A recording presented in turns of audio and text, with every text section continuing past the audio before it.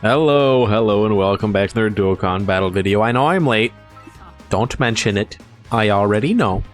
About like a day late. But I was busy yesterday when these dropped. So, you know, lay off. Just a little bit, right?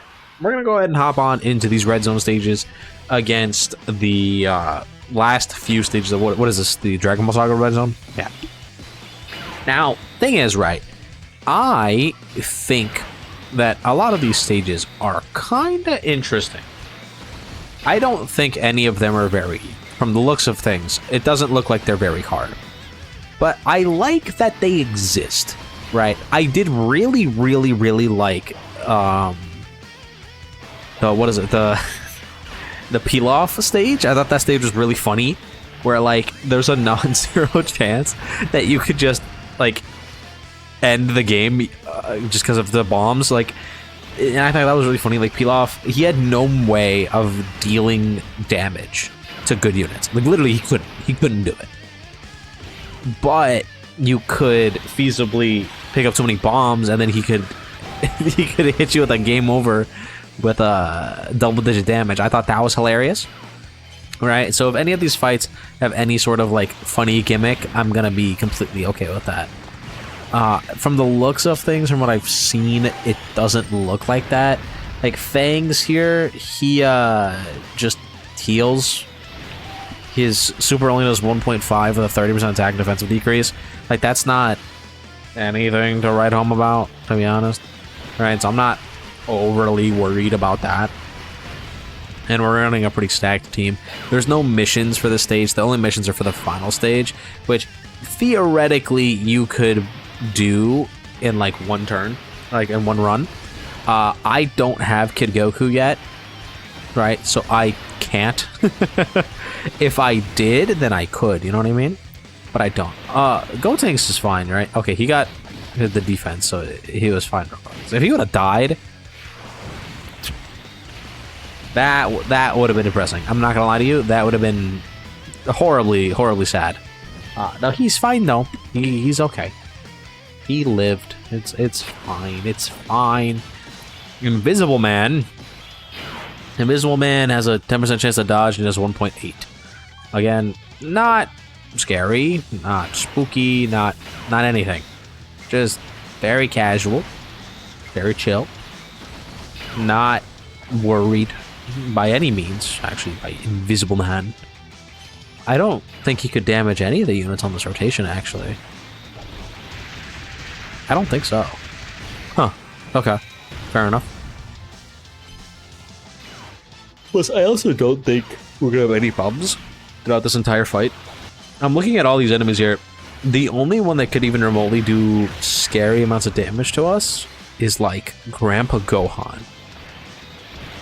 He seems kind of spooky.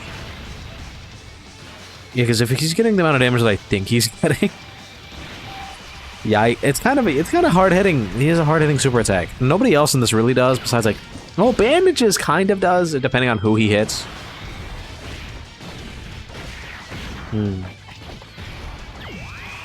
Like, if he hits one of our Vegetas after they lose the stats, that could potentially be troublesome. Other than that, I don't see a problem here. No, what's funny though about all these stages is I feel like the majority of people have like no frame of reference for these fights or these arcs at all, because I don't think a lot of people have really seen OG Dragon Ball, right? Which is kind of crazy, because like realistically, me included, right?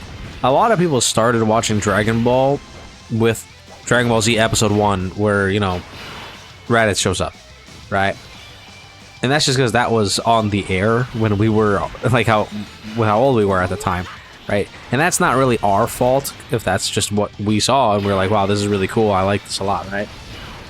But, like, we're at a time where it's so easily accessible these days, where you could very easily just go back and go watch OG Dragon Ball. And yeah, some of the things don't hold up, like, especially stuff in this arc.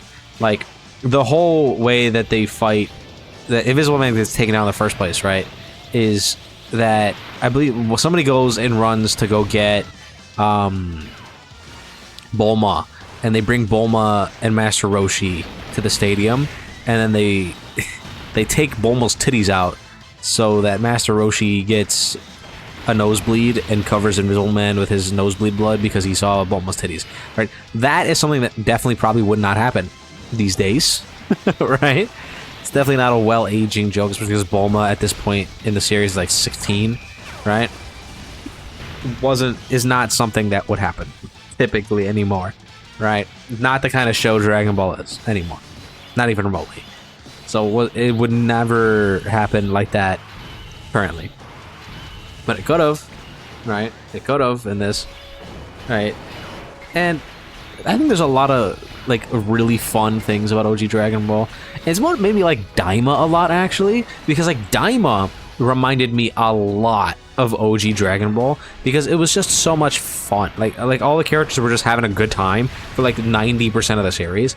Like they were just kind of hanging out and doing silly little things, going on an adventure, right? That part of Daima was really good for me, and I liked it a lot, right?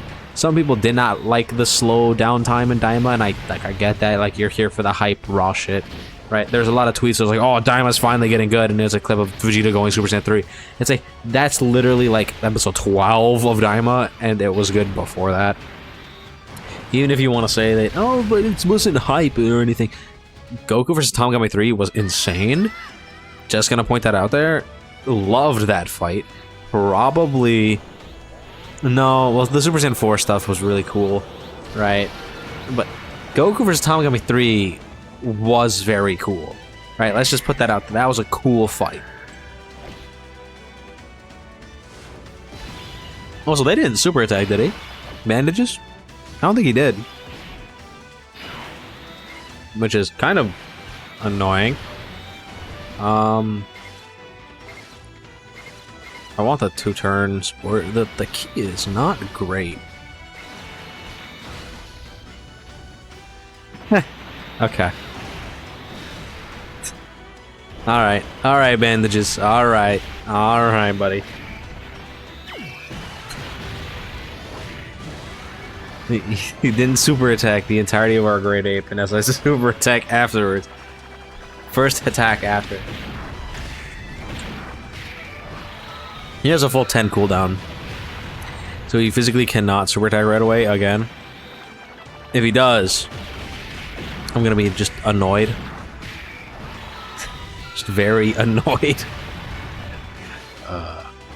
It's like we really didn't get any stacks with them, right? So that's like basically what their first turn would look like. If they didn't have like their 77% damage reduction. So I kind of get why they took damage. I'm just glad they didn't die, because imagine dying to bandages with a year 7 EZA on rotation with Super Saiyan 4 Goku. Like, that's crazy. That's crazy. We also did take a double 15% damage from bandages, because every single turn bandages does 15% damage to you. Can't get KO'd by it, but he does do it. Which makes me think, how do we go about that next turn? Because we very clearly don't have a whole lot of health. Right? I mean, I guess what I could do is I could just fuse into Gogeta and not use his active. Yeah, that's something that we could do. Just for the health regen. Next, we have 1 HP. Don't think we'd be living. Right? I don't think we would live anything. And no super attack from bandages. Okay, that's fine. We're completely A-okay now. Guys, bandages is a scary enemy. He does a lot of damage. What can I say? 2.1 million with a 50% defense debuff. It's kind of spooky. What are you gonna do? Bandages, when he shows up, be ready. I think we could very easily get like TURs for all of Baba's minions here, right? Like it is it's a major arc in Dragon Ball, right? The Fortune Teller Baba saga, and it was like it's a tournament. It really is a tournament, right? you could make an entire like free-to-play team out of their entire like cast here, and I think that would like be really good. Right? They probably wouldn't link up very well is like the only issue. Right? But like you could definitely make a full like a bunch of free-to-play cards of all of Baba's minions. Like we have Devilman has one now, right? So if Devilman has one, you can give them to the other ones. Bandages, Fangs, right? And Invisible Man, all of them could get like actual cards, and I think that'd be cool. Like you can make Invisible Man a dodging support unit. You can make Bandages. Well, Bandages. Okay, so Bandages initially he fights Yamcha, and they have a pretty good fight. Like, right, pretty decent fight. Yamcha does lose to Bandages, basically because Bandages like fucking cheats because he's covered in bandages and just basically is infinite bandages or whatever. So you can make Bandages like a tank, right? And then I don't know what you would do for like Fangs. Maybe make him like a healing orb changer. Maybe. I think that could be interesting. All right. Do something unique with each of them. Grandpa Gohan, he has multiple cards already. Like he just got an LR from this arc, which I don't know why they didn't use the LR for this. Right? I feel like it'd be the perfect opportunity to use the LR as like an enemy. Right? Brand new animations, but instead they went with a generic Kamehameha. Not sure why they did that, but they did. Right? The LR has really good animations too, though. They could have definitely used that. Okay. Alright, so now we're at Grandpa Gohan now. No reason for us to hold back anything. Alright. We can just get everything out. Because, needless to say, I don't think they're living this. Just gonna point this out. Grandpa Gohan feasibly could do a ridiculous amount of damage to us in that first slot. Feasibly. However, is he gonna do it though? I don't think so. I don't think so. I would wager he's not living.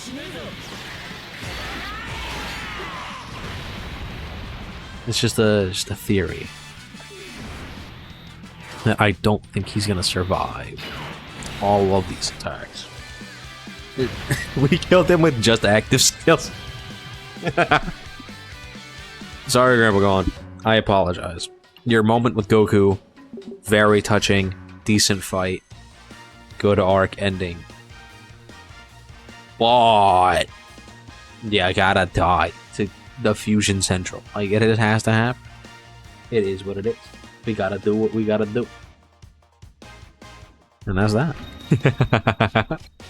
Anyway, let me know what you guys think about this fight in the comments down below. Don't forget to like, subscribe, and I'll see you guys on the next one. It didn't really seem that hard.